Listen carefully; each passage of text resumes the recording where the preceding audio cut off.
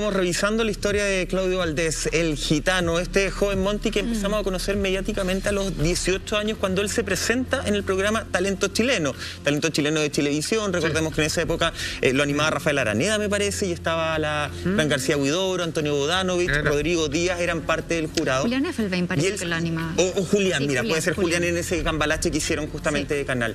Y él llamó la atención no solamente por su talento, sino que también por su historia de vida. De hecho, en la entrevista como previa que muestran, él cuenta, le dicen, oye, ¿quién te acompaña? ¿Tu familia? Él dice, no, nadie sabe que yo estoy acá. Claro. No sabe mi mamá, no sabe mi papá, no sabe mi hermano, porque hace mucho rato que no hablo con ellos y se van a enterar justamente cuando me vean por la tele. Dice, yo una vez les prometí, les dije así que iba a aparecer en la televisión por algo y parece que no me escucharon, no me creyeron.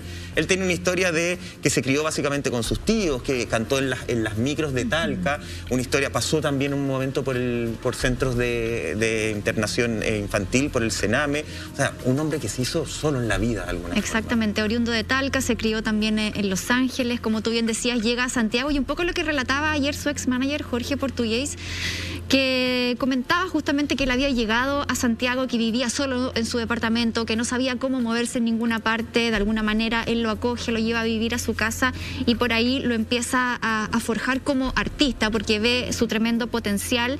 Él llega a audicionar al programa Talento Chileno de Chilevisión y finalmente sale segundo, pero por la misma anécdota que contaba justamente ayer en un programa su ex-manager, decía que producto de la votación y por el atasco de mensajes que hubo esa noche de la premiación, se dio por ganadora a Camila Silva, ¿cierto? Sí. Pero al día siguiente, cuando ya llega el recuento final de los mensajes, se dan cuenta que Claudio Valdés había tenido una votación inédita en la historia de la televisión chilena, y el manager le dice, Claudio, la verdad es que tú ganaste. Sí. ¿Quieres que esto se sepa? Y él dice, no, la verdad es que yo estoy feliz con mi segundo lugar, así que dejémoslo así tal como está. O sea, ese nivel de humildad es el que ayer destacaba su ex manager.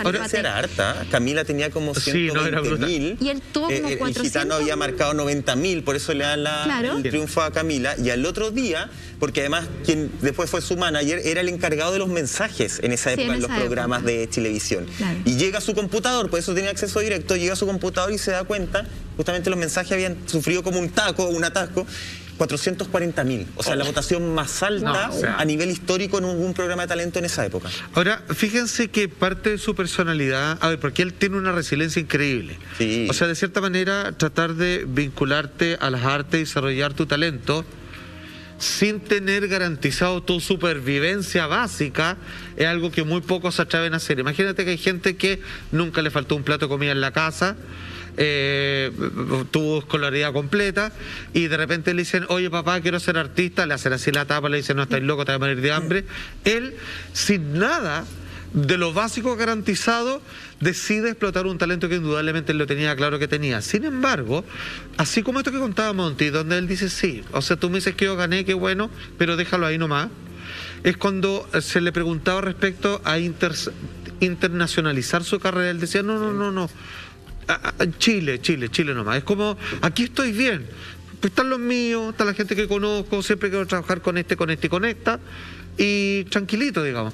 O sea, ¿qué quiero decir con esto? Él estaba gozando y ya a él le parecía que la vida le había hecho un regalo tremendo, que es poder hacer lo que él mejor y más quería realizar como cantante. Entonces,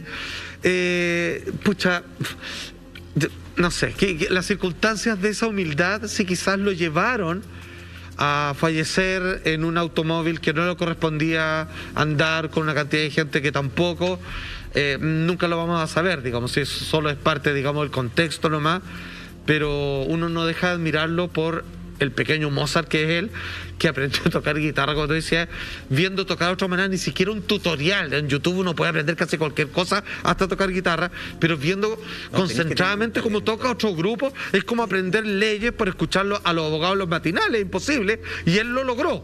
Entonces, me parece que esa combinación con su carácter más bajito, más tranquilo, más humilde, a mí me dan ganas así como de darle un abrazo, por lo menos a la distancia. Y sabéis que todos destacaban eso. Muchos artistas empezaron a dar sus condolencias a través de las redes sociales. Algunos yo siento que un poco para De el más. mono, pero otros muy de corazón y muy real, como el caso de Gonzalo Yáñez, que él, bueno, Gonzalo además es un dulce de persona, pero acogió mucho tiempo al gitano, trabajaron juntos, le escribió una canción, y él decía, esta canción que yo le escribí a lo mejor no es la más exitosa del mundo que yo he escrito, pero sí es una de las más importantes, porque era un tremendo desafío. El gitano le dijo, necesito que me hagas una canción que me represente.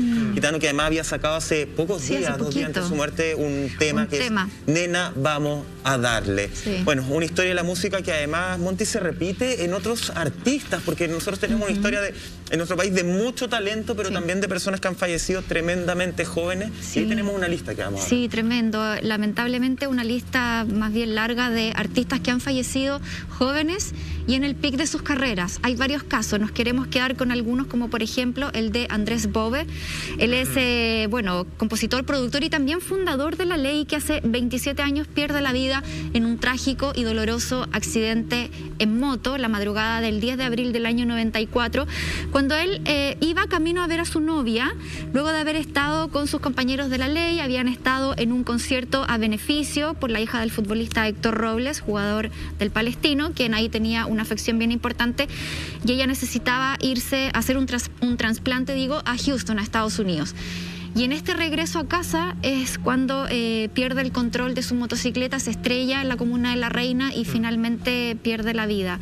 La verdad es que uno dice, a ver, joven, 27 años, ojo con la edad, club de los 27, pero también en un momento súper pic de su carrera. Entonces, aquí es cuando uno dice, la vida, ¿por qué pasan estas cosas? Qué injusto es. Y ahí uno se puede hacer tanto tipo de preguntas, ¿cierto? Que de repente la gente más, no sé, como que dejan tantas cosas pendientes todavía por hacer. Y fíjate que, déjame recalcar algo, que él era una persona muy particular. A mí me tocó conocerlo porque un amigo cineasta, Pepe Maldonado, fue el primero que ellos se acercan para hacer su primer videoclip, que es Desiertos. Y es algo que un poco también heredan parte del resto de los músicos de La Ley que continuaron con la carrera en México. Pero que era un hombre muy espiritual, fíjate. Pero es raro, porque quiero explicar esto bien.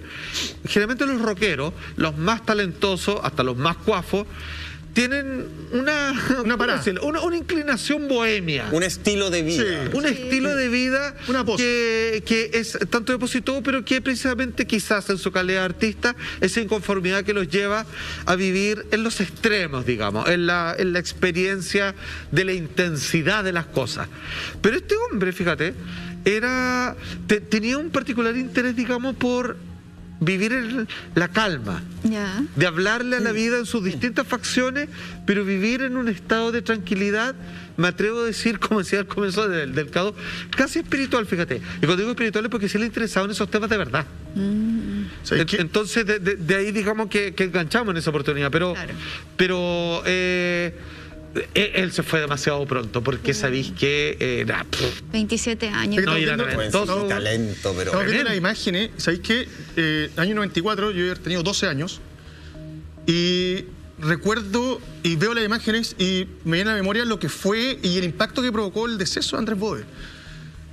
Fue de esos baldes de agua fría que nadie se veía venir. Además que La Ley justamente estaba empezando a pegarse ese despegue a internacionalizar su carrera. Ya era un grupo que estábamos todos escuchando constantemente en la radio. Ya sabíamos quién era cada uno de ellos. Entonces fue como un balde de agua fría, no solamente por el tema de la edad, sino también por cómo se provoca el accidente. ¿Sabéis qué? Te juro que veo las imágenes y me transporta inmediatamente a la casa de mis padres, en la habitación, viendo la noticia. Incluso el titular de La Tercera que revisamos. Fue un impacto bastante duro para el mundo de la música y también te diría que para el país entero. Queda esa sensación de ese músico que nos robaron. Que no alcanzamos a ver lo que lo teníamos que ver, que nos perdimos posiblemente lo que hubiese sido su tremenda carrera en México. A lo mejor La Ley, sin quitarle mérito ni mucho menos, hubiese llegado más lejos, o no más lejos, a lo mejor hubiese experimentado con sonidos distintos. De otra forma. Hubiese tenido una carrera posiblemente muy distinta como la conocemos hoy. Tú hablas de impacto, una muerte que causó y hasta el día de hoy sigue generando un tremendo impacto. Es de el más grande de los bateristas, Gabriel Parra, justamente baterista de los Jaiba, que el 15 de abril de 1988 falleció en un accidente también automovilístico. En este caso, él había organizado un viaje para poder organizar un concierto en Nazca, movido por esta pasión que él sentía por la cultura incaica. ¿Qué significó su muerte? ¿Qué es lo que ha generado hasta el día de hoy el deceso del más grande, del más importante baterista de Chile?